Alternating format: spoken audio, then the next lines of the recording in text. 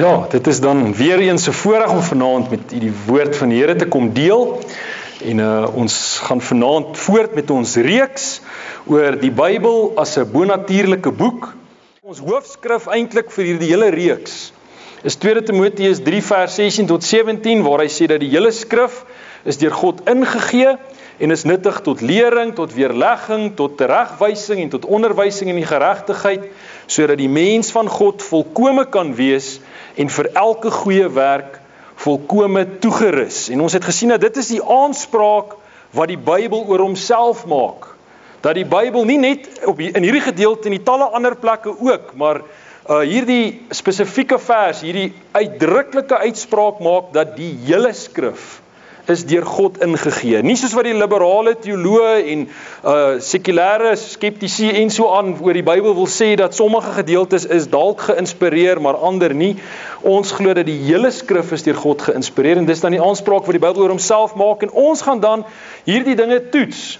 Sou die Bybel dan die woord van die lewende God wees, dan is ons veronderstel om dit te koester, te bestudeer, te vertrou en ten volle te gehoorsaam. Ons het alreeds gekyk na 'n oorsig van die Bybel, vanaand begin ons dan met argeologie en die Bybel. Argeologie is die studie van menslike aktiwiteite in die verlede, dis nou die amptelike definisie. Hoofsaaklik deur middel van opgrawing en ontleding van die materiële, kulturele en omgewingsdata wat agtergelaat is, natuurlik deur al die vorige geslagte en so aan. Dit sluit in artefakte, argitektuur, ekofeite en kulturele landskappe wat die argeologiese rekord uitmaak. Argeologie gebruik 'n wye verskeidenheid prosedures vir die ontginning en die ontleding van hierdie opgrawes. Nou dan kry mens nou 'n bietjie meer gespesialiseerde veld wat ons noem Bybelse argeologie. En dit behels die opgrawing en wetenskaplike ondersoek van die materiële oorblyfsels van die kulture wat in die Bybel beskryf word. Het sy die in die Ou Testament of in die Nuwe Testament, om sodoende die mense en kulture van daardie tyd as ook hulle leefwêreld en omstandighede toe te lig. Nou dit is vir my 'n redelike konservatiewe en goeie beskrywing van Bybelse argeologie. Die liberale teoloë het natuurlik nou 'n ander definisie. Hulle klassifiseer Bybelse argeologie bloot as argeologie wat beoefen word in die lande wat in die Bybel beskryf word. So hulle het 'n baie wyeer spektrum en hulle klassifiseer in elk geval baie van die bevindings as heeltemal iets anders, maar ons sal vanaand hulle 'n bietjie op die proef stel. Kom ons kyk wat sê van die skeptici. Nou, professor William G. Dever, hy sê die volgende: Archaeology certainly doesn't prove literal readings of the Bible. Dis 'n geleerde man wat so sê. Hy sê it calls them into question. And that's what bothers some people. Most people really think that archaeology is out there to prove the Bible. Dan sê hy die volgende: no archaeologist thinks so. Dis wat hy sê.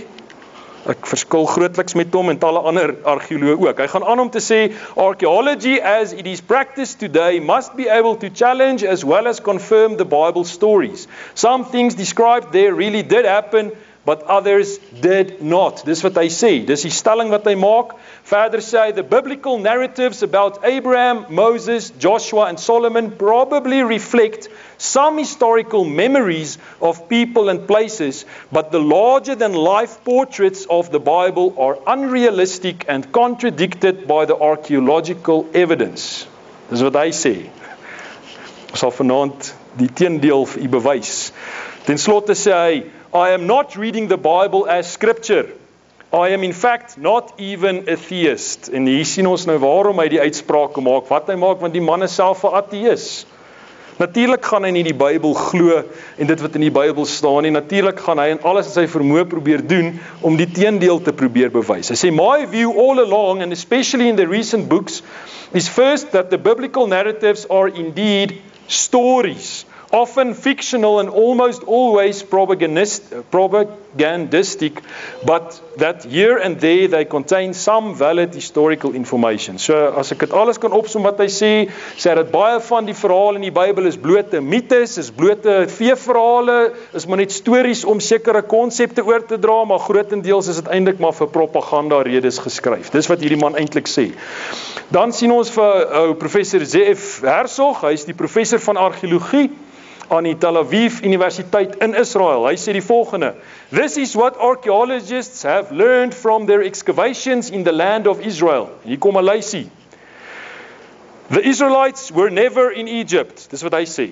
Dis wat hy sê hulle nou geleer het van argeologie. "They did not wander in the desert. They did not conquer the land in a military campaign and did not pass it on to the 12 tribes of Israel. Perhaps even harder to swallow is that the united monarchy of David and Solomon, which is described by the Bible as a regional power, was at most a small tribal kingdom." So die man vir ons sê is, dat jy kan eintlik maar 'n streep deur die hele eerste helfte van die Ou Testament trek, want niks van daai verhale het werklik gebeur nie, daar's geen argeologiese bewyse wat vir ons sê dat dit werklik gebeur het nie. Kom ons stel 'n bietjie hierdie manne op die proef. Ek wys maar net vir julle 'n paar van hierdie manne se goed. Ek wil eintlik nie vir hulle te veel spreekbeurt gee nie, want hulle praat eintlik maar nonsens, soos jy vanaand sal sien. Nou, ek vra net die vraag, indien die Bybel nie geskiedkundig korrek is nie, dan behoort daar mos geen argeologiese bewyse te wees van Israel se geskiedenis, soos dit in die Bybel vir ons opgeteken is nie. Soos wat liberale teoloë en argeoloë beweer. Sal jy met my saamstem? As die Bybelse verhale nie die waarheid is nie, gaan daar mos geen bewyse gevind kan word nie, en ooit gevind gewees het nie. Indien daar wel argeologiese bewyse gevind is, wat juis hierdie verhale staaf, wonder ek maar net, is dit dan nog logies om te redeneer dat hierdie verhale nie geskiedkundig akkuraat is nie? Of dat dit selfs blote mites is wat glad nie werklik plaasgevind het nie? Die realiteit, my broeder en suster, is dat daar talle en talle argeologiese bewyse is, wat juis die Bybelse verhale staaf. Ons gaan, al moes ek kom in 3 dele deel, net die punt van die ysberg aanraak. Kom ons kyk net eers wat sê die Bybel, en ek lees hom vir ons in die Engels, want hy sê dit vir my soveel mooier. In die King James, Psalm 85 vers 11 sê, "Truth shall spring out of the earth, and righteousness shall look down from heaven." So wat hy vir ons sê is, die waarheid sal opspring uit die aarde. Dis vir my so 'n mooi beskrywing van die korrekte manier van Bybelse argeologie doen. Wat baie van hierdie mense doen, my broeder en suster, wil ek sommer nou al sê, wat in die Bybel glo is, hulle gebruik die Bybel as hulle padkaart. Jy gaan dit vanaand sien. Die Bybel gee baie keer afstande, hy noem dit in dagreise ver, hy noem baie keer die myle en die kilometers en noem dit. En dan volg hierdie manne doeteenvoudig die leidrade wat in die Bybel vir ons gegee word, en dan maak hulle ongelooflike ontdekkings. En dit word deur die media toegesmeer en deur die wêreld en deur die sekulariste en deur die sekulêre argeoloë en die wat as ateïste is, want natuurlik as al hierdie dinge bewys dat die Bybel die waarheid is, dan moet almal van hulle bekeer tot die God van die Bybel. Dis hoekom hulle dit wil toesmeer. Nou kom ons kyk bietjie, die sondvloed. Plus minus 2400 voor Christus het die sondvloed plaasgevind. 2 Petrus 3 vers 3 tot 6 sê vir ons, dit moet julle veral weet, dat daar in die laaste, van die einde van dae, spotters sal kom, wat volgens hulle eie begeerlikhede wandel. Dis hoekom hierdie mense met die Bybel spot, want hulle soek verskonings om hulle eie begeerlikhede te kan voortsit. Want moetswillig vergeet hulle, dat daar van lankal af hemele was en 'n aarde wat uit water en deur water ontstaan het, deur die woord van God, waardeur die toenmalige wêreld met water oorstroom is en vergaan het. So die 2 hoofdinge waarmee die wetenskapwêreld vandag spot, is die skepping van 6 dae, 6000 plus minus 6000 jaar gelede, en die vloed van Noag. Die rede waarom ek by die vloed begin is, want jy kan uit die aard van die saak verstaan dat daar voor die vloed nie baie bewyse sou oorbly na die vloed nie. Die vloed het letterlik die hele wêreld vernietig. So, dis hoekom hulle nie baie daarvan vind. Nou in Genesis 6 vers 5 tot 6 wil ek net vinnig vir ons 'n stukkie lees. Toe die Here sien dat die boosheid van die mens op die aarde groot was en al die versinsels wat hy in sy hart bedink altyd deur net sleg was, het dit die Here berou dat hy die mens op die aarde gemaak het en daar was smart in sy hart. Vers 7 van Genesis 6 sê, en die Here sê, ek sal die mens wat ek geskape het van die aarde verdelg, die mens sowel as die vee en die kruipende diere en die voëls van die hemel, want dit berou my dat ek hulle gemaak het.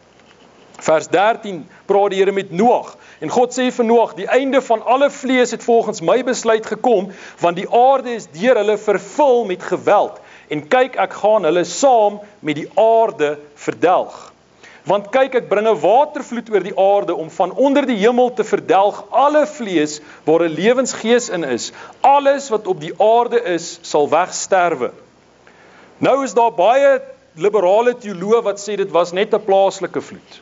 Met ander woorde, net die area waar Noag gebly het, die Here 'n vloed gestuur en alles daar vernietig. En daar is geweldig baie wetenskaplikes wat dit glo. Ek is eintlik verstom as ek toe ek nou 'n bietjie navorsing gedoen het en gesien het hoe baie mense glo dat dit eintlik net 'n plaaslike vloed was. Selfs van die konservatiewe teoloog, Dr. Hugh Ross, wat geweldige wonderlike werk vir die Here doen, is een van die manne wat glo dat dit net 'n plaaslike vloed was. Ek het net 'n paar vrae. As dit bloot 'n plaaslike vloed was, waarom moes Noag 'n ark bou? Waarom sê die Here nie net vir Noag om te trek nie?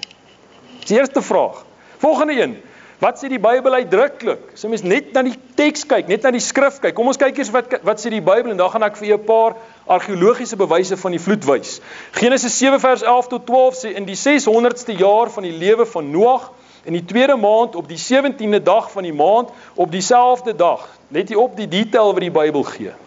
As dit nie 'n geskiedenisboek is nie, waarom soveel detail gee? Tot die dag en datum noem hy feitelik vir ons.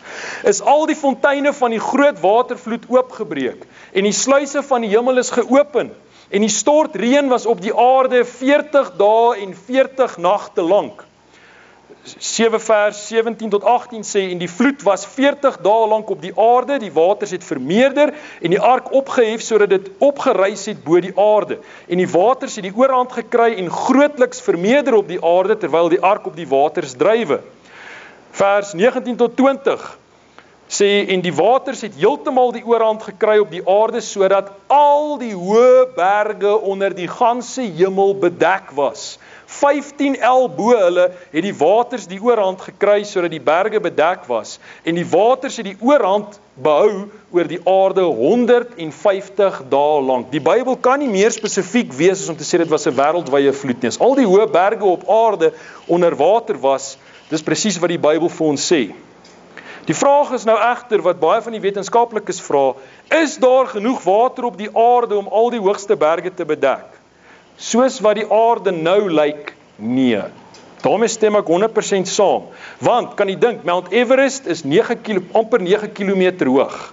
As jy genoeg water wil hê om Mount Everest 15 el bo om te bedek, dan beteken dit dat ons het iets soos, ek dink 60% meer water nodig as wat huidiglik op die aarde is. Maar, wat hulle nie vir ons sê nie is, dat die topografie, en die Bybel sê dit vir ons, ek gaan dit nou vir julle wys, die topografie van die aarde was totaal anders voor die vloed.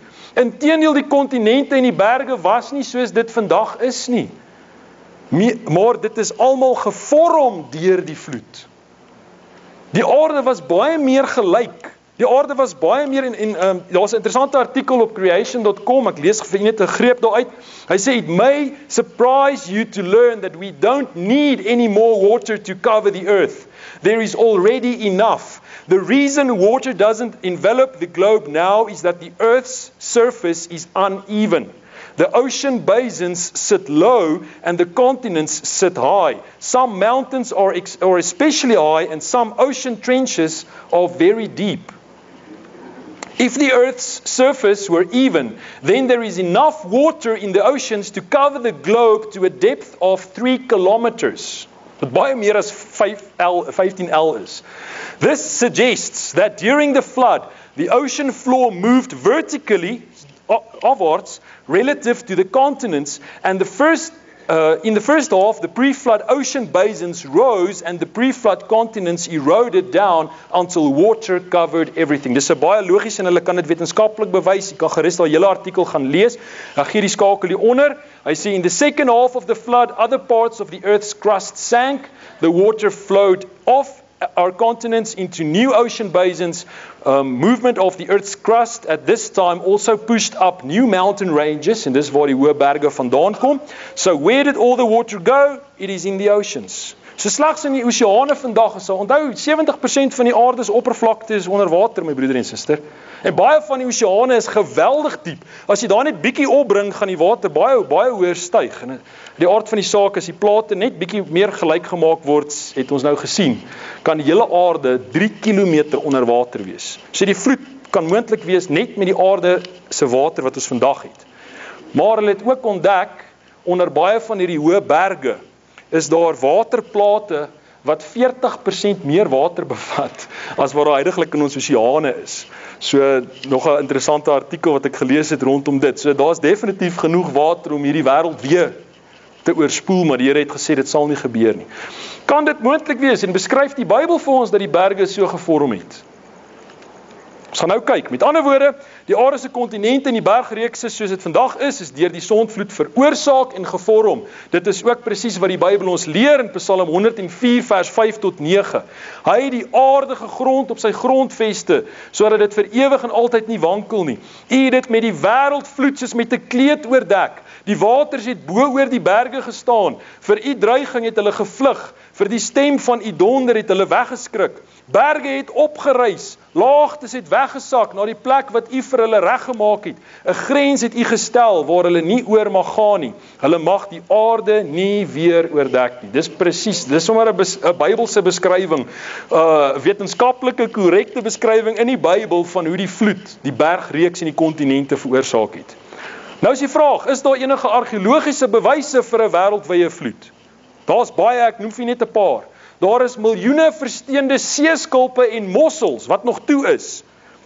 Op feitelik alle hoë bergreekse gevind, wêreldwyd. Het hulle gaan kyk op al die hoë berge en jy kry seeskulpe en jy kry mossels en versteende fossiele. In die tweede punt is miljoene fossiele van seediere, hoog bo seevlak is ook gevind.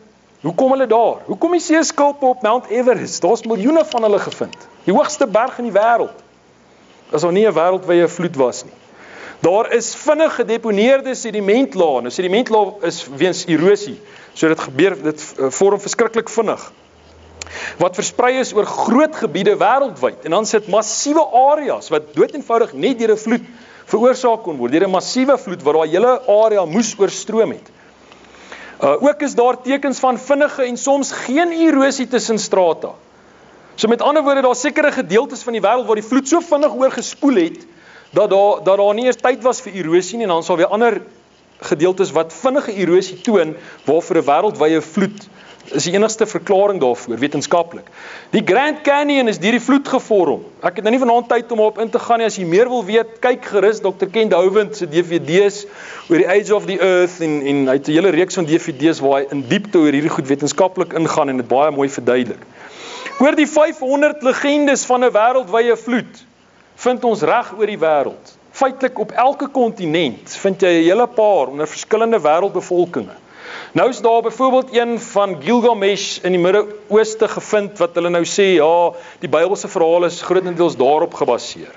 En dis wat baie van die liberale teoloë wil sê is, ja, die Bybelse verhaal is maar 'n gekopie van al die ander verhale. Maar my broeder en suster is, as soos die reeks aangaan, gaan nie agterkom dat die Bybelse verhaal is die waarheid.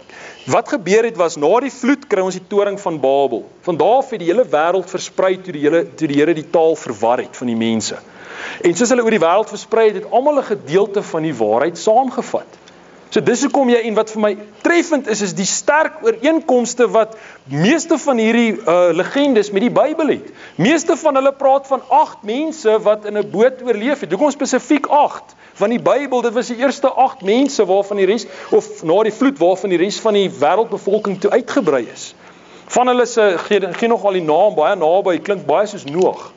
En soos as ons later by die lesing kom oor Chinees en die Bybel, gaan ek vir jou 'n baie interessante ding wys, wat vir ons die Bybelse verhaal 100% onderstreep van die vloed.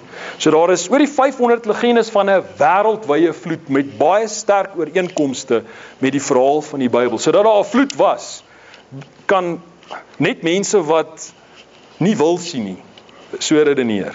Dan kan hulle maar so glo en wil redeneer, maar die bewyse wys die teendeel. Dis baie onwaarskynlik dat duidelike argeologiese bewyse van gebeure wat voor die vloed plaasgevind het, ooit gevind sal word, want die vloed het letterlik alles vernietig. So kom ons kyk. Die feit is egter dat Adam 39 jaar oud geword het, en dis het hy vir Lameg, Noag se pa, persoonlik geken. Ek gaan nou vir u wys op 'n grafiek, want dit is dalk moeilik as ek dit net so wys.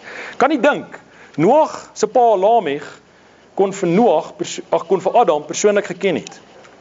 Noag het nog geleef tot met Abraham se tyd na die vloed. Gaan nou vir julle wys op 'n grafiek. En Sem, Noag se seun, het nog tot en met Jakob se tyd geleef. En Jakob is na Egipte toe. En 4 generasies na Jakob is hulle uit Egipte uit. Is Moses.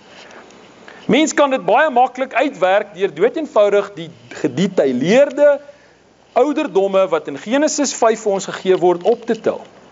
Daar's 'n grafiek, hy's bietjie klein, op die TV sal hy mooi verskyn, en as u hom dalk soek, ek het hom in PDF formaat en baie hoë kwaliteit, so ek kan hom dan ook vir jou op 'n stokkie sit, of ons sal hom ook saam met die lesings op die internet, op die webblad sit. Maar daar is 'n grafiek basies, hy begin by Adam by die jaar 0, en dan hardloop hy deur tot by Josef by die jaar plus minus 2400 vanaf die skepping. En as jy nou kyk, Adam het geleef tot en met Lamech. So hy kon vir Lamech presies vertel hoe die skepping plaasgevind het, soos wat God dit eerstehands aan hom oor vertel het. Hy kon vir Lamech in fynste detail vertel het hoe die tuin van Eden gelyk, hoe die slang hulle verlei het, hy kon ook selfs van beskryf hoe die boom gelyk het. Ek meen, hulle was daar. Noag het geleef tot en met die tyd van Tera en Abraham, en dan natuurlik Sem het geleef tot die tyd van Jakob. So hy kon vir Jakob persoonlik geken het. Geen wonder, toe Jakob in Egipte kom, onthou Josef het onderkoning geword, en hy het toe sy ou vader Jakob na Egipte gebring, en toe die farao Jakob sien hoe oud hy al is, toe vra hy vir hom, hoe is dit dat jy so oud is? Toe sê hy, dit is nog nie naaste by, soveel soos die van my vaders nie. Want hoekom? Hy het nog vir Sem persoonlik geken. Kan nie dink hoe hulle familiebyeenkomste gelyk. Hulle kan bly wees al was daai dit nog nie Kersfees nie. Al die geskenke moes koop, joh. In 'n geval, so die skepingsverhaal is dis eerstehands oorgedra vanaf Adam na Lamech. Dit was nie generasie tot generasie tot generasie nie. My broeder en suster, hy het dit eerstehands kon hy dit by Adam gehoor het. Die sonvloed verhaal is eerstehands oorgedra vanaf Noag na Abraham. In detail. Dis hoekom hulle dit so gedetailleerd kon neerpen. Moenie die nonsens glo wat die sekulêre wêreld en die liberale teoloog vir u probeer sê, dat hierdie mense die goed het hulle duime gesuig en dit was maar geheue en hoe daai ene ou gesê memories of mense wat jare terug geleef het nie. Nee, hulle het dit eerstehands gehoor. Sem het geleef tot in Isak en Jakob se tyd en kon dus vir hulle eerstehandse inligting gee oor die vloed. Geen wonder dat hierdie verhaal in soveel detail neergepen is nie. Die toring van Babel het plaasgevind in die tyd van Peleg. In Genesis 10 vers 25 kan jy sien dat in die dae van Peleg het die aarde verdeel geraak. Sem het vir nog 400 jaar na dit geleef. Na die toring van Babel het hulle nog steeds die detail van die skepping en die vloed gehad eerstehands. Tot en met Abraham, Isak en Jakob. Tot en met die tyd van Egipte. En dan van daar af het Moses dit neergepen. So, dit is nie honderde jare terug se verhale wel is dalk die verhaal, ja, maar dis nie honderde generasies voor dit wat hy probeer onthou het nie. Hy het dit gedetailleerd kon neerpen van die inligting wat eerstehands aan hom oorgelewer is. Kom ons kyk bietjie na Abraham. Plus minus 2000 voor Christus. Voor ek oor Abraham praat, daar is baie mense wat meen dat hulle die ark van Noag gevind het. Ek het 'n paar dokumentêre rondom dit gekyk. Ek kon dit nie verifieer nie, dis hoekom ek nie in detail daar wil praat nie, maar daar is van die mense wat redelike goeie redenasies aanvoer waarom hulle glo dat hulle werklik die ark van Noag ontdek het. Die probleem is vandag, dis daar in Turkye op die berg Ararat. Dis moslem area, hulle wil nie meer die Christene toelaat om daar enigstens werk te kom doen nie. En as jy ook weet wat die moslems doen selfs in Israel, as hulle op argeologiese gebiede afkom en dit val onder hulle areas, dan vernietig hulle doeteenvoudig alles wat daar is.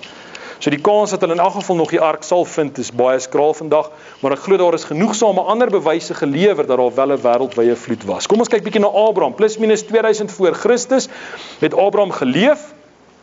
Is daar bewyse van hom? Natuurlik, is baie interessant. Hulle het baie bewyse, ek wys dit vir die punt van die ysberg. In 1975 het Dr. Paolo Mattia, die direkteur van die Italian Archaeological Mission in Sirië, afgekom op 'n baie groot argief van meer as 15.000 kleitablette. Hierdie tablette dateer uit plus minus 3500 voor Christus en verder, en bevat inligting aangaande 'n semitiese ryk wat die Midde-Ooste meer as 4000 jaar gelede oorheers het, naamlik die koninkryk van Ebla.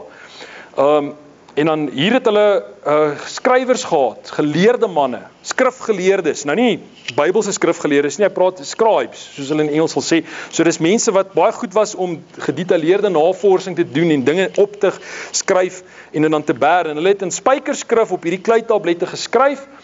En 'n geweldig gedetailleerde rekords is hier gevind van die geskiedenis, die mense, die plekke en die gebruike uit daardie tyd. Kan jy dink oor die 15.000 tablette, hulle is vandag nog besig om van dit te ontsyfer en te ontleed. En hulle het baie interessante goed daarop ontdek. Nou hierdie Ebla tablette as ook die Mari tablette wat min of meer dieselfde area gevind is. Daar's 'n voorbeeld een van die Mari tablette. Verifieer die aanbidding van afgode soos Baal, Dagon en Asera. Afgode wie se name voor hierdie ontdekkings slegs in die Bybel gevind is.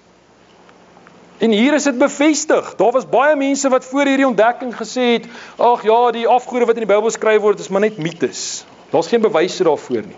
Hier sit vir ons swart op wit, althans spykerskrif in klip, maar hoe dit ook al sê, afgode wat slegs in die Bybel gevind is. Nog meer interessant is die feit dat hierdie tablette Bybelse persone en plekke by die naam noem. Onder andere Abraham, van die Galdeërs, waarvan ons lees in Genesis 11 vers 28, Damaskus, Gaza, Sodom en Gomorra ensovoorts. Daar's geweldig baie plekke en name opgeteken oor prominente mense op hierdie kleitablette.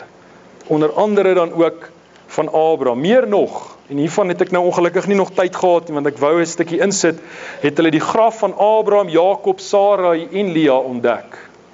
En ek het die skakel daaronder, is op Chuck Misser se website by koinoniahouse.org, en hy het die artikel daarop waar hulle vertel hoe hulle die graf van Abraham, dis vandag in Hebron, dis waar hy begrawe is, die stuk grond wat hy gekoop het, ek kan nie onthou wat die nasie was, beweet gekoop het nie, maar dis waar hy begrawe is, sê die Bybel, en by sy vrou Sarai, en Jakob is ook daar begrawe, en Lea. Rachel is wel nie daar begrawe nie, want sy het gesterwe toe sy mos vir Benjamin aan hom geboorte geskenk het, en sy is op 'n ander plek begrawe, maar hulle het hierdie graf ontdek, met al 4 hierdie, met inskripsies, alles, baie interessant.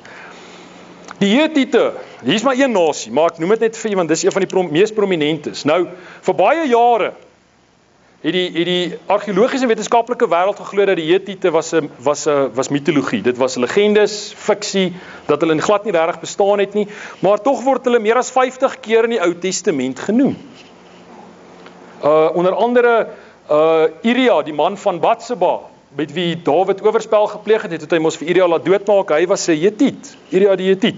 Nou, die Hetiete word oor die 50 keer in die Ou Testament genoem. Vir baie jare het die argeologiese en wetenskapswêreld geglo dat hierdie verhaal blote fiksie was. Ons lees onder andere in Genesis 15 vers 18 tot 21 van hulle, waar die Here aan Abraham beloof dat hierdie land aan hulle gaan gee, en noem hy daar 'n lys nasies, onder andere ook die Hetiete wat tans op daai stadium daar gewoon het, en dis die land wat die Here aan hom beloof. En in 1876 is die eerste ontdekkings van die Hetiete in Turkye gemaak. Daarna is 'n groot ekspedisie in 1906 geloods onder leiding van Hugo Winkler, waarna Hattusa, die hoofstad van hierdie magtige koninkryk, ontdek is, as ook talle ander argeologiese bewyse, onder andere kleitablette, standbeelde, inskripsies ensovoorts. Daar's 'n magt om goed ontdek. Hulle het die hele hoofstad ontdek, en hulle is, ek dink, nou nog besig met opgrawings daar, alhoewel 'n groot gedeelte reeds opgegrawe is. En al hierdie dinge bewys dat die Hetiete werklik bestaan het, en dat die Bybelse beskrywings van hierdie nasie geweldig akkuraat is. Daar's 'n voorbeeld van die leeuhek van Hattusa by die hoofstad van die Hetiete in Turkye. Interessant, Dr. F. Wright, hy's ook 'n argeoloog, hy sê in die Highlights of Archaeology of the Bible Lands, sê hy die volgende: Now the Bible picture of this people fits in perfectly with what we know of the Hittite nation from the monuments. As an empire, they never conquered the land of Canaan itself, although the Hittite local tribe did settle there at an early date. Nothing discovered by the excavators has in any way discredited the biblical account. Scripture accuracy has once more been proved by the archaeologists. So jy kan net 'n bietjie aan die ander kant van die sy sien. Moenie dink dat al die argeoloë teen die Bybel is soos wat 'n ander man kon sê wou sê nie. Talle antieke stede wat in die Bybel genoem word, is ook reeds ontdek, onder andere Sichem, Arad, Hasor, Hesbon, Geser, Lagos en Dan. Susan, Ninive en talle ander. Daar's 'n voorbeeld, dis die stad van Gat waar Goliat vandaan kom. Hulle het tot die poorte ontdek, geweldige groot stad moes dit gewees het, geweldige groot poorte want daar het reëse gewoon. En hulle het baie opgrawings daar gedoen. Interessant ook die stad Susan. Vir baie jare het selfs Bybelkenners gemeen dat die boek Ester dalk net 'n mite was om sekere dinge oor te dra, maar daar is sekere beskrywings gegee in die boek Ester van hierdie stad Susan wat hulle net so ontdek het. En ons is van mening dat dit aan die einde van die dag haar oom Mordegai was wat die boek neergepen het, want hy was aan die einde van die dag raadgewer ook van die koning. Ook Ninive is ontdek wat bevestig dat Jonas se verhaal die waarheid is. Inteendeel is baie interessante feite wat hulle oor dit ook opgegrawe het. Argeologiese opgrawings by al hierdie stede bevestig die Bybelse verhale sommige kere in die fynste detail. Daar sien ons ook die ruïnes van Sodom. Ons lees van Sodom en Gomorra in Genesis 18 tot 19. Ook hierdie twee stede is gevind in die vallei wat deur die Bybel beskryf word, tot as verbrand. Tot vandag toe vind hulle daar's van daai stede daar rondom, of was eintlik 4 stede. In daai vallei waarvan Sodom en Gomorra ook deel was, en maar spesifiek Sodom en Gomorra, 2 van daardie stede is tot as verbrand. As jy daar kom, en dit is, as jy na die argeologiese opgrawings kyk, dan sal jy sien dat dit van die dak af onder toe verbrand het. So, hoe dit gebeur, want die Bybel sê daar het vuur en swaal uit die hemel geval, en hierdie stede verbrand. Soos presies soos wat die Bybel het vir ons uitspel. So Sodom en Gomorra is gevind. Dit is ook nog 'n bevestiging dat die verhaal van Abraham nie 'n mite is nie, want onthou jy hoe dat Abraham ingetree het vir Lot, wat in Sodom gebly het, en hoe dat hy aan die einde van die dag met die Here onderhandel het, dat as daar selfs net 10 gelowiges gevind word in Sodom, dat die Here die stad sal spaar, en die hartseer is dat die Here nie eers 10 gevind het nie. Hy het net Lot en sy familie, hulle was maar 4 mense, maar die Here was so getrou dat hy ook hulle uitgelei het voordat hy die stad geoordeel het. En dit wys ook vir ons hierdie opgrawings dat die verhaal van Abraham dat die Bybel dus geskiedkundig ook akkuraat is. Israel in Egipte. Ek het hier nou al van die vloed gevat, dwars deur net hooftrekke, maar die hele verhaal word so ver vir ons bevestig deur argeologiese opgrawings. Israel was in Egipte vanaf plus minus 1700 voor Christus. Is daar bewyse vir dit? Ek meen, ons het nou gelees wat van die skeptici sê dat daar geen bewyse gevind is in Egipte of in die woestyn voor hulle nou Kansas in Israel so aankom dat Israel ooit daar was nie. Kom ons kyk, ons stel hierdie manne 'n bietjie op die proef en ons toets of die Bybelse verhaal die waarheid is. Nou talle liberale teoloë, argeoloë en wetenskaplikes meen dat die volk Israel nooit slawe in Egipte was nie en dat die uittog net 'n mite is. Kom ons kyk of dit so is. Daar sien u die famine steen, dis wat hulle hom nou noem.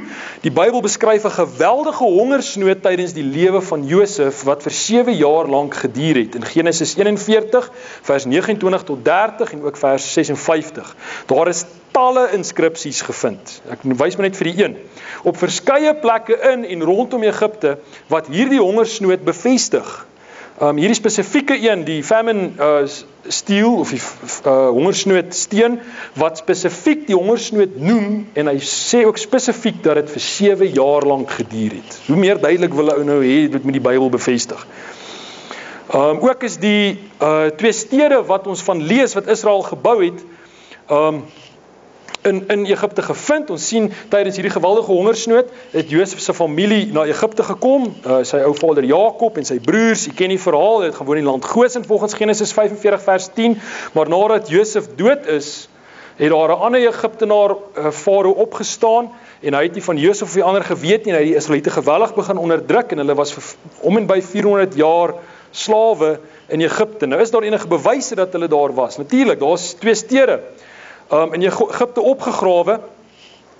In Genesis 1 vers 11 lees ons van die voorraadstede Pithom en Raamses wat deur die Israeliete in Egipte gebou is, en beide hierdie stede is ontdek. Daar is maar net 'n foto van die ruïnes van Pithom. Inteendeel, hulle het soveel detail daar ontdek dat jy sal onthou dat die Israeliete van wat noem hulle dit nou, strooi en klei, het hulle stene gemaak. En op 'n stadium, toe die harde arbeid soveel erger raak, en hulle nie by hulle quotas kon hou nie, en omdat die pla hulle toe begin tref het, toe Farao ons gesê, hulle gaan nou nog harder werk, en toe sê hy ook, nou gaan die Egiptenare nie meer vir hulle strooi bring, hulle moet hulle eie strooi bymekaar maak. En wat toe gebeur het is dat hulle baie van hierdie stene sonder strooi begin maak en daarom vind jy die laagste laag van hierdie stede het nog strooi en kleistene en later het dit net kleistene, soos hulle verder gebou het, wat direk bewys dat die Bybel die waarheid is. Ander voorbeelde is die Merneptah steen, die Rosetta steen, hierogliewe in onder andere die graf van Rekhmere, wat geleef het tydens Thutmoses III, en Thutmoses III was die farao tydens die Exodus. Daar's geweldig baie bewyse oor dit. Van die liberale teoloë sê dit was Ramesses die tweede, omdat hulle praat van die stad Ramses, maar die stad Ramses is glad nie Ramesses nie. Dis twee verskillende spellings ook in die oorspronklike tale. Inteendeel, jy lees later van Ramesses ook in die koningsgeskiedenis waar hy een van die farao's in Egipte was, jare later. Maar Thutmoses III was definitief die farao tydens die Exodus, en jy kan gerus bietjie gaan navorsing doen oor hierdie man, is geweldig interessant. En kom ons kyk, so Israel was definitief in Egipte, daar's talle bewyse vir dit. Die Exodus het plus minus plaasgevind 1400 voor Christus. En daar is 2 DVD's wat u oor Egipte, oor Israel in Egipte en die uittog kan kyk. Ek gaan vanaand vir u net 16 minute, hy is bietjie lank, gaan ek vir u wys oor The Mountain of Fire, greep uit hom uit, en dan kan u ook na The Exodus Revealed gaan kyk.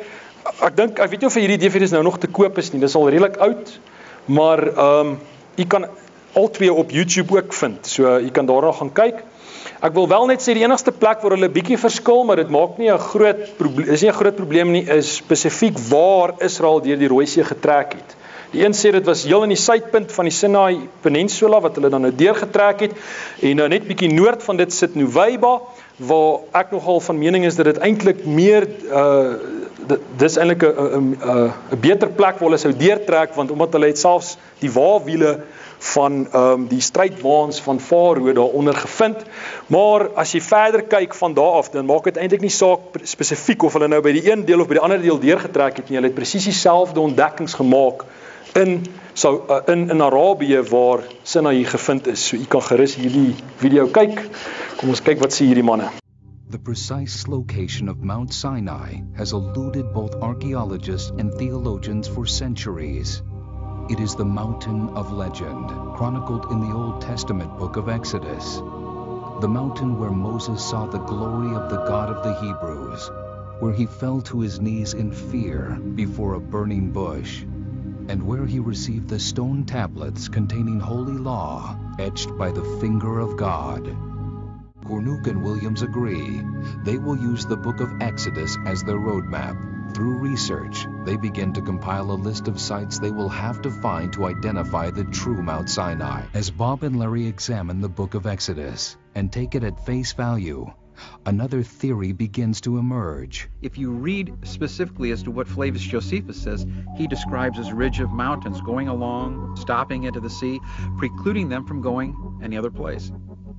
If you look at satellite imagery, it gives a wide, clear area along the western side of the Sinai Peninsula, almost like a highway to the tip and then turning upward, creating like a cul-de-sac area. They probably went through the Red Sea right at the tip of the Sinai Peninsula in a place called Sharm el-Sheikh.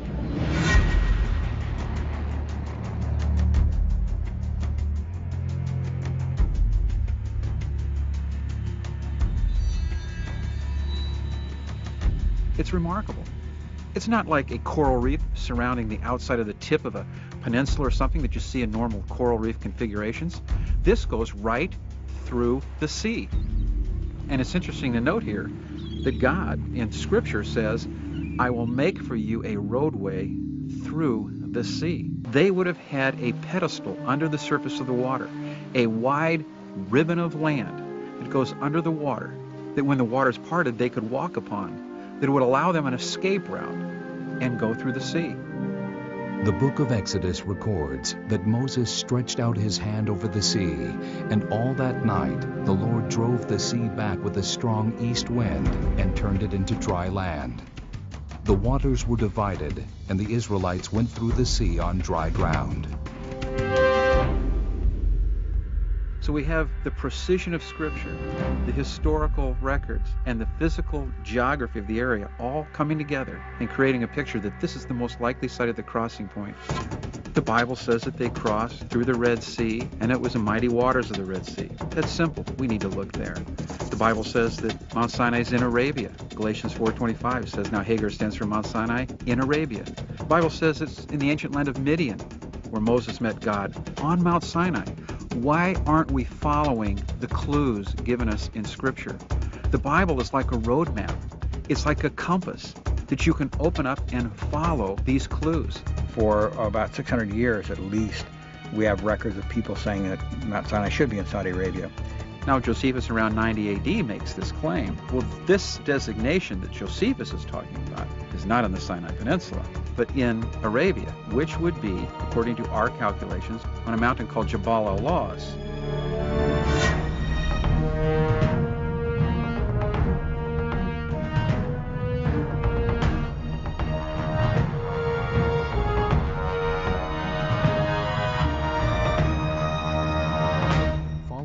Theory of the crossing site, Cornuke and Williams begin to retrace the possible trail of the Exodus route from the Saudi Arabian shore back toward the mountain.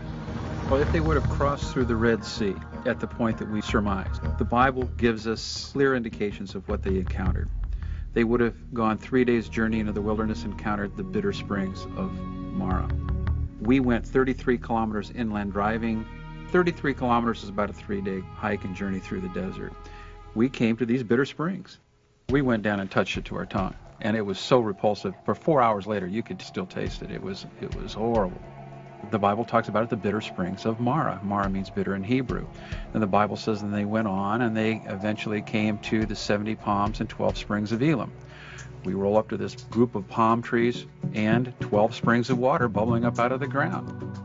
Traveling further north in the direction of the mountain, the pair come upon an awesome sight. My gosh, you look over there and there's caves that look like Egyptian caves to me, blocked off with this high barbed wire fence. And to me, it's the caves of Moses, or probably where Jethro came from. It's very interesting to note that this city is known in history as the city of Madian, presently known as Al-Bat.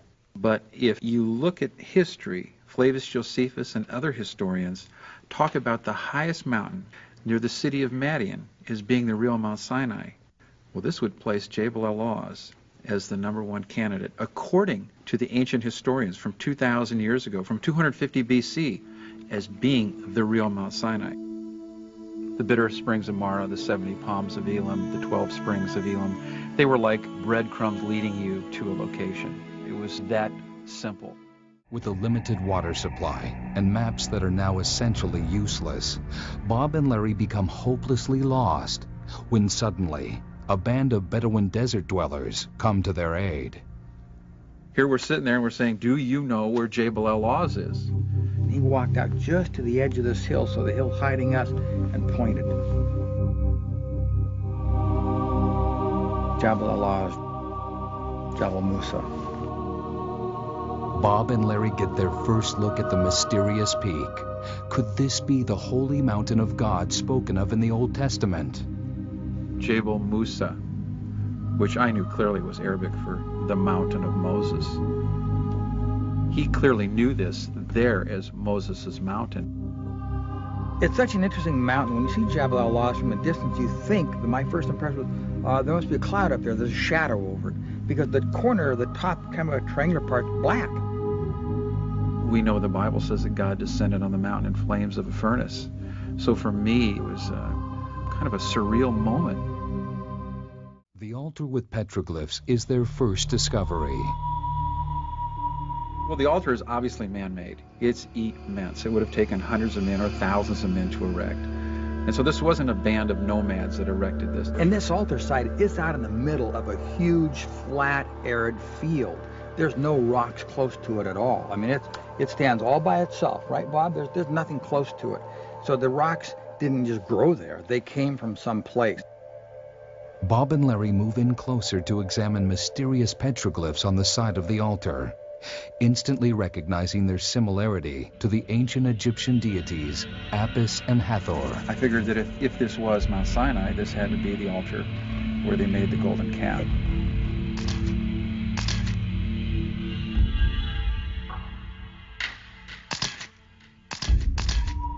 We came around the front side of that and didn't really see anything, but as you go around to the back side, the cows started becoming very visible. My daughter was there, and she says, "Dad, there's 12 cows." Okay, good. And she was only like 8 years old at the time.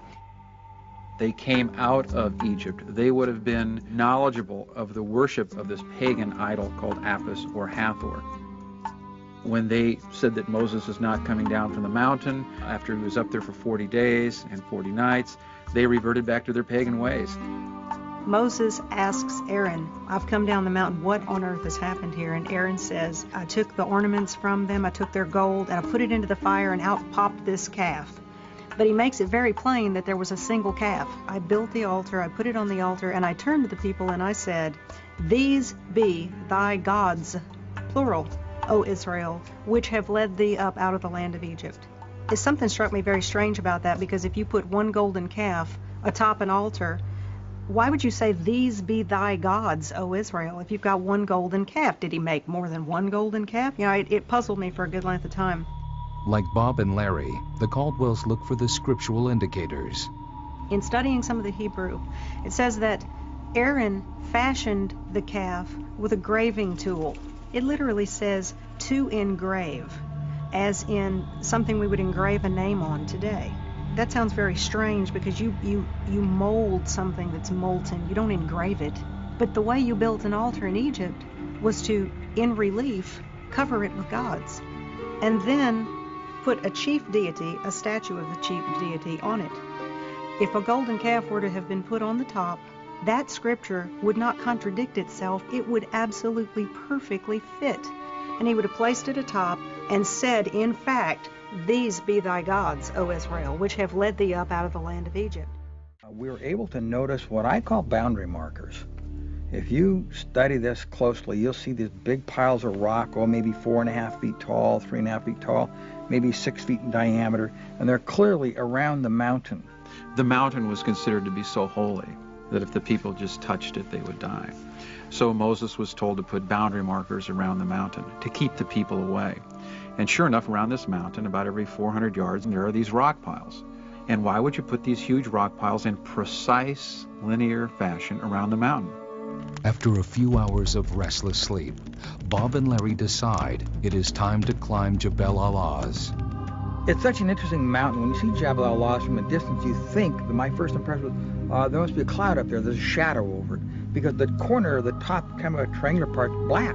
But when we get up there, the rocks are clearly black, just like a chalkboard black on the outside. And you break the rocks open, and they're not black on the inside. And then as you come down the mountain, there's no more blackened rocks. Some maps will show that they're vulcanized rock. It came from a volcanic eruption. But when we lifted these rocks up, and Larry and I were smashing them on top of the mountain, and they'd break open, and you'd have this almost pinkish brown granite that would be exposed when you broke the rocks open, we realized then, of course, they're not volcanic. But what are they? The top of Sinai is very black, darkened rock. It has a appearance of, in some light, coal. It's extremely interesting, because the closer you get up toward the blackened peak, you can see where the red granite folds down and the black begins, and it's a dividing line that is like night and day.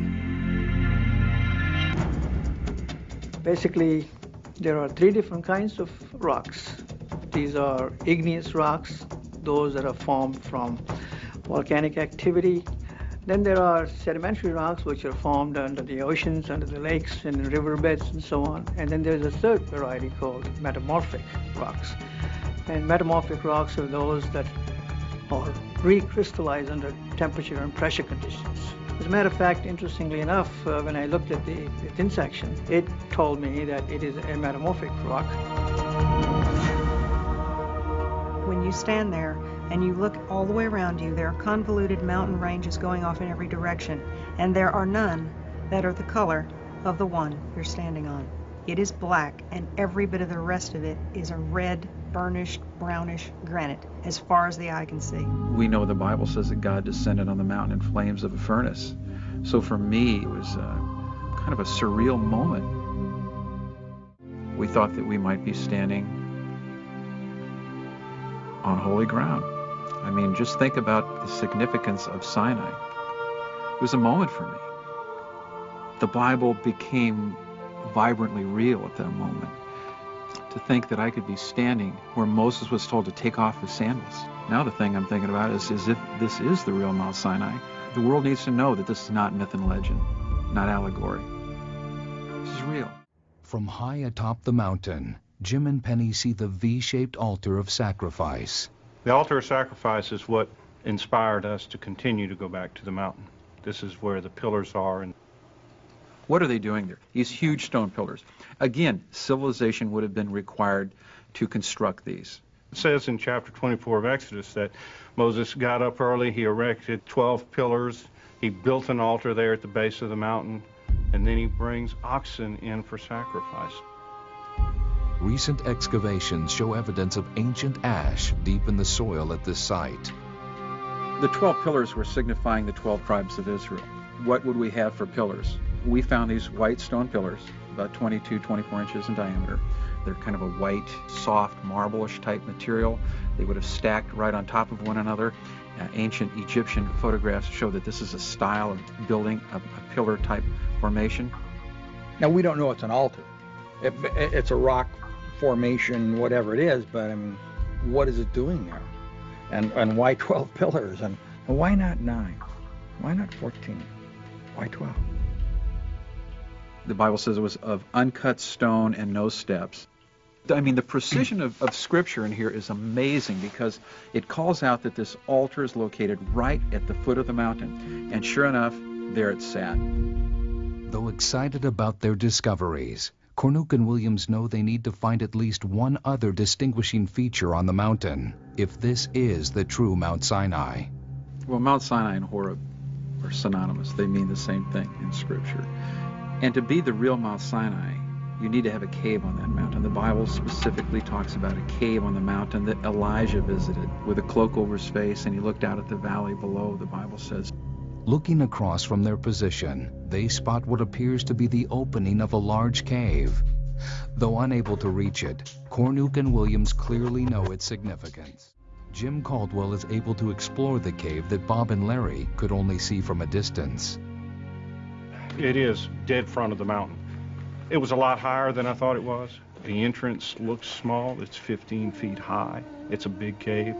I was able to climb into it. It's about 20 feet deep. There is a place for somebody to bed down in the back of it. One of the things I did is when I was walking to the back of it, I swung around with my video camera, and the view was awe-inspiring.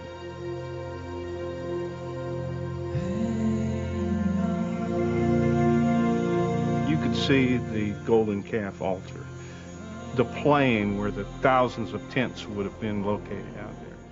I think the greatest find around this mountain was the Split Rock discovery. This, to me, is the real nail in this whole thing that drives it home that this is the real Mount Sinai. And we came up to a break in the rocks, and I looked over from the north looking due south, and both of us were just stunned. There 2 miles away was a monolith that just stood out in the landscape. In that valley, there are numerous natural outcroppings of hills that are just comprised of boulders. And then there is this one with this massive rock sitting atop of it. The sun is relentless. They would have cried out for water. And of course, Moses heard their cries, petitioned God. Moses struck the rock, and it split right down the middle from top to bottom. The Bible literally says the water gushed from this. It's very interesting. This part of the world gets a half an inch of rain every 10 years. And it's so arid and so dry. Yet this rock shows distinct evidence of water erosion. Not just a trickle, a burst of water flowing from it, washing out the whole mountainside, going down and washing all the sand that's down below it, creating an ancient lake bed down below. Now you're talking about anywhere from 600,000 to estimates of up to 2 million people that came out of Egypt. If we were talking about a tiny little rock with a tiny little trickle, they would still be in line waiting to get a sip of that water. This place would have filled with water so quickly that that entire group of people could have come around the edges of this 2 or 3 mile long area and immediately taken their fill of water. The most graphic description would be found in Psalms. Thou didst cleave the rock in the wilderness, and the waters ran down as rivers. And that Hebrew word for clave means to split cleanly in two. There is no such candidate or any other site that has been investigated or is currently being investigated as Mount Sinai. Ek hoop jy het dit interessant gevind. Hulle het nog talle ander goed. Ek het maar net hoofgrepe uitgehaal wat hulle rondom hierdie berg ontdek het en wat vir my net uitstaan is, wat het hulle gedoen? Hulle het die Bybel gevat en die leidrade wat in die Bybel gegee word, soos wat Bob Cornick het so mooi gestel het, was soos 'n breadcrumb trail wat hulle gevolg het. En hulle het op hierdie ongelooflike goed afgekom. En ek hoop dit was vir u ook tot groot seën. Net vinnig, ek haas my die verowering van Kanaan. Ek wil net vir u 'n kort videoklip hier uitwys en dit is hier waar Josua hulle die beloofde land ingeneem het. Net 'n paar ontdekkings wat daar gemaak is. Die man wat hieroor praat is Dr. Don Patton. Hy's 'n geoloog, 'n argeoloog, hy's ook 'n Bybelleraar. Sy webtuiste is by www.bible.ca. Ons stem nie noodwendig met alles saam teologies. Hy glo byvoorbeeld nou nie in die wegraping nie, maar sy argeologiese ondersoeke en so aan wat hy al gedoen het en die dinge waar hy praat daar rondom is geweldig goed. En die snit wat ek vir u gaan wys is uit 'n dokumentêr of uit 'n lesing wat hy gegee het, Stones of Israel, is ook op YouTube beskikbaar. Gilgal, this is where they first camped when they came across the Jordan. No one had really investigated here because most of the archaeologists had no confidence that this was a true story anyway, and they hadn't looked. And so he went to look. In Joshua chapter 4, the people came up from the Jordan on the 10th of the first month, camped at Gilgal on the eastern edge of Jericho. Well, that's pretty specific. Now, here's where it is. Those 12 stones which had taken from the Jordan, Joshua set up at Gilgal. Well, he found the spot and found more than he anticipated finding. Just was amazed. Here is the diagram that he has from his research. It's in the shape of a shoe. Now, at the heel, you find a configuration that fits precisely the dimensions of the tabernacle, which is what they set up here when they came across. Out on the toe, you find a circular area there that we'll look at again in a moment. But what is this about? And as he thought about it, he reflected back on Deuteronomy chapter 11, where Moses told them, every place on which the sole of your foot treads shall be yours. Your border will be from the wilderness to Lebanon, from the river to the Euphrates as far as the western sea. And then Joshua said in chapter 1, every place on which the sole of your foot treads, I have given it to you, just as I've spoken to Moses. The people got there and they set up this area to make the claim, this is ours. And they set up this double pathway of stones, the pathway in between the two rows of stones, in the shape of a foot. And evidently they marched around, perhaps with the Ark of the Covenant, saying, basically, this is ours. And that heel portion that you can see again is exactly the dimensions of the tabernacle. And that circular area down near the toe, in the middle of that circular altar appearing, is 12 standing stones. I think that's awesome. I know where those stones came from, I believe. But here is a picture of that double pathway that surrounds and defines this foot, where they were making, I believe, the claim, this country is ours. As you look at this off in the distance, you see Jericho. It's on the eastern edge, just exactly where the Bible indicated it should be.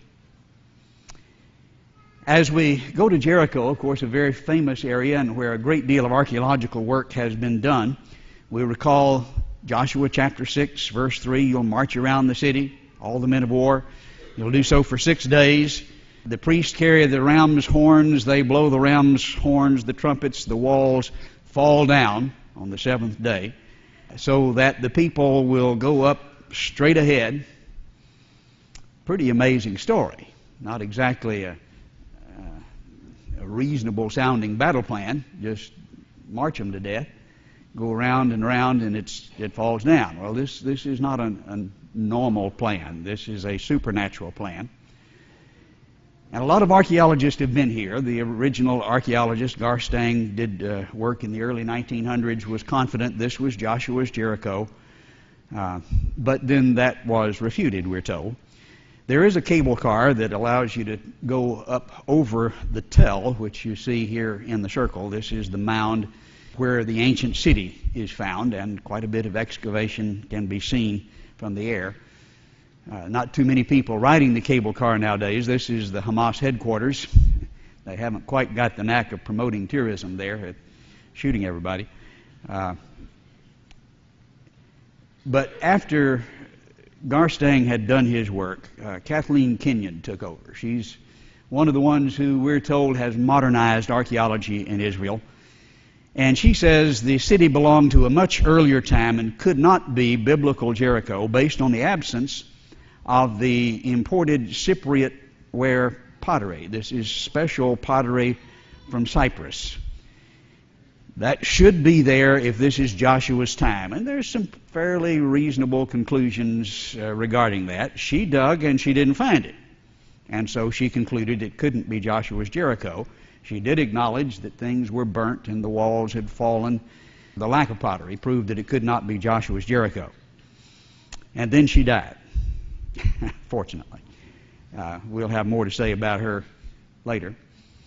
Bryant Wood began to work there in the late 90s and after the turn of the century and found exactly what she said would indicate that it was Joshua's Jericho, but she says it wasn't there. He found that it was. This is expensive pottery. She was digging in the poor part of the city. He said you ought to look in the prosperous part, and he found lots of it. And we, by the way, do have an excellent example of that Cypriot pottery back in the museum, the artifact room, that you can examine. But not only did he find the pottery that she said would indicate Joshua's Jericho, he found a continuous series of Egyptian scarabs with dated inscriptions. I mean, how do you nail it down any better? An unbroken series extended from the 18th century BC, way before the Exodus, up to the time of the conquest where it stops. An unbroken series right up to the time of the conquest, and it's over. There's no way to establish it any better than that. He found a number of things, some of which Kenyon had found, the remains of a fortified tower, storage containers that had indicated were full of grain at the time that it was burned. Normally, you wouldn't find that with a conquered city because grain is a commodity much like our money today. And so the people that conquer it take the grain. But they didn't here. Well, we know they were commanded not to take things from Jericho. And furthermore, in Joshua chapter 3, we're told that when they came across the Jordan, this was at the time of the harvest. And so the storage containers would be full, and they would leave them full, and then the burned city is piled on top of it. Again, confirming what we find. He found the retrievement wall at the base of the tell that had reinforced it. He found the fallen brick outside that retrievement wall that formed basically a ramp going up toward the city. Here are some of those fallen brick where we were just a few months ago. This is the diagram that Bryant Wood made showing the fallen brick making virtually a ramp going up the retaining wall toward the tell, and this is the way they conquered the city. One of the most amazing things that he found, just made chills go up and down my spine as I looked at it. There was one portion of the wall that was still remaining. The whole wall didn't fall. There was one. You remember there was a promise that was made to one whose house was on the wall that it would be preserved. And we look at that one portion that is left, and we see the house. I think I know who lived there. Joshua chapter 2, she let them down by a rope through the window, for her house was on the city wall, so that she was living on the wall. And she was promised that her house would be preserved. The only portion that's left. Well, I find that thrilling. Ja, so nou het ons al gekyk vanaf die vloed tot en met die uittog uit Egipte en hoe dat hulle toe na die beloofde land ingeneem het. En na dit vind ons dan natuurlik die tyd van die rigters wat dan geloop het vanaf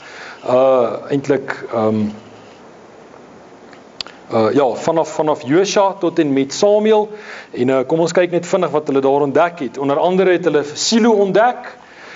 Dit is waar hulle die eerste keer die permanente plek was waar hulle die tenttabernakel opgeslaan het en waar die ark van die verbond ook gestaan het tydens die hele tydperk van die rigters. Daar was was 1 of 2 keer wat hulle hom ons kom wegdraai het, waar Eli mos gesterf het ensovoorts. En tot en met die tyd van Samuel was die tenttabernakel op hierdie plek. Shiloh is the way it's referred to by most of the Israelis. Joshua chapter 18 verse 1 says, the whole congregation of the sons of Israel assembled themselves at Shiloh and set up the tent of the meeting there. This was the first permanent place for the Ark of the Covenant during the period of the Judges. And it stayed there for several hundred years. As you read further, you see pretty specific instructions about where this was, and so you can get obviously very close. This is the gate that they found, and that opens the way to the path that leads up to the plateau where the tabernacle actually was. And it's so well confirmed that even the Department of Antiquities there in Israel has put up the plaque saying this, in all probability, is where the tabernacle stood. Up on that plateau that's been newly excavated, we have this stone wall, which was the base. Now, you can't really get the dimensions in this picture. We'll get more in just a moment. But the thing that really nailed this down was they found 4th century BC inscriptions that clearly identified this as Shiloh. Now, it didn't really say, welcome to Shiloh, but it was pretty close. 400 years before the time of Christ.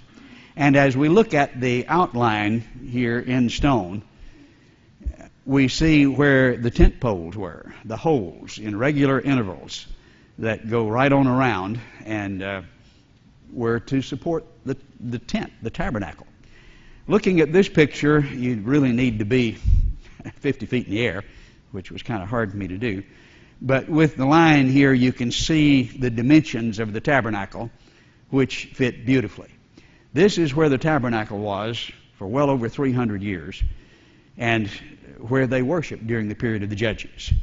This was the capital of Israel during that period, if you please. This is where the sacrifices and the annual feast took place, where the land was allotted to the tribes, where Eli judged, and Hannah prayed, and Samuel served, and where Eli fell and died. Actually, it wasn't here at this spot. The text says that when he heard the story of the capture of the ark and of the loss of the battle and the death of his sons, he was at the gate. Well, we found the gate, you recall, that leads to this place. This is where he would have been sitting and where he fell and died. From all of the evidence, it's convincing even the skeptics.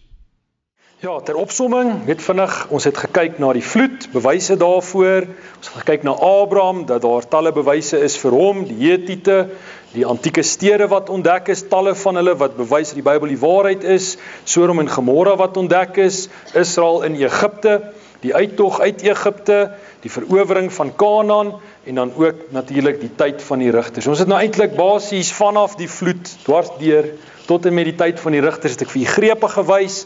My broeder en suster, ons kan maar glo wat die Bybel sê. Jesus sê in Lukas 19 vers 40, en hy antwoord en sê vir hulle, ek sê vir julle, as hulle swyg, sal die klippe uitroep. Ek hoop jy het vanaand gesien dat die klippe roep uit, die woord van die Here is waaragtig die waarheid. Ek stem saam, die argeologiese bewyse kan dalk nie noodwendig al die wonderwerke bewys nie, maar wat die argeologie bewys, en waarom ek met dit begin, is vir hierdie rede, dit wys vir ons dat die Bybel histories geskiedkundig korrek is. En dan soos wat die reeks verder vorder, sal ons na die wonders van die Bybel begin kyk, wat vir u wys, dat dit uit en uit 'n bonatuurlike boek is. Baie dankie vir u geduld, vir u tyd, ons waardeer dit. Mag die Here vir u baie ryklik seën. Kom ons sluit net die oë en ons sluit net af met gebed. Ons dierbare Here en Hemelvader, baie dankie vir u woord, baie dankie vir manne en vroue wat baie maal in gevaarlike gebiede ingaan, om hierdie opgrawings te doen. En dankie dat u vir hulle wysheid gee, insig gee, dat u hulle ook lei deur die Gees, om dinge te ontdek wat vir ons wys dat die Bybel ook histories korrek is. Dankie dat daar nog nooit enige bewyse teen dit gevind is nie, Here, dat daar geen bewyse gevind is wat sê dat die Bybel nie die waarheid is nie. Dankie dat ons ook weet dat in die gevalle waar daar nog nie bewyse gevind is nie, hulle wel besig is met opgrawings, en ons weet, Here, dat u woord is die waarheid. Dankie dat ons lewens daarop kan bou. Sal u nou ook met ons gaan waar ons vandag, sal u ons beskerm op pad huis toe, ook vir ons 'n soet nagrus gee en ons weer op die bestemde tyd bymekaar bring. Bid ons in Jesus naam alleen en ons eer u daarvoor. Amen en amen.